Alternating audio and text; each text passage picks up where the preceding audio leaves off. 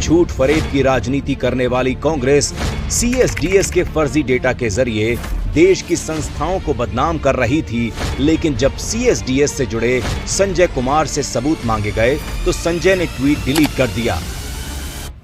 This data was also put out on the day Rahul Gandhi was beginning another phase of his campaign, I think, in Bihar. So your data was proving to be very useful to Rahul Gandhi, and now you say the data was wrong. लेकिन सोचने वाली बात यह है कि इससे फायदा किसे हुआ?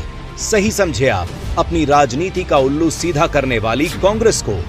सवाल यह है कि वोट चोरी का झूठ फैलाने वाली कांग्रेस एसआईआर से क्यों डर रही है? चुनाव आयोग की विशेष गहन पुनरीक्षण प्रक्रिया यानी एसआईआर एक सामान्य लेकिन बहुत जरूरी प्रक्रिया है। इसका मकसद है नकली, दोहराए गए, मृत और अवैध नामों को वोटर लिस्ट से हटाना, ताकि भारतीय नागरिकों को ही वोट देने का अधिकार मिले, ना कि घुसपैठियों को। तो फिर इतना हंगामा क्यों कर रहा है विपक्ष? क्योंकि एसआईआर उनकी सबसे बड़ी ताकत पर वार कर रहा है। वो अवैध वोट बैंक जिसे उन्होंने सालों से चुपचाप बढ़ावा दिया है।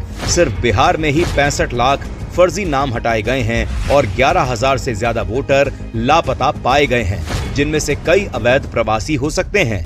एसआईआर गलत वोट हटाने की प्रक्रिया है, न कि किसी का हक छीनने की, और यही बात विपक्ष को डरा रही है।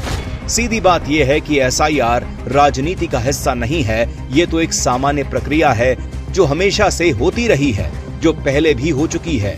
बता दें कि 2002 में बंगाल में हुआ, 2003 में बिहार में हुआ, लेकिन तब कोई विरोध नहीं हुआ।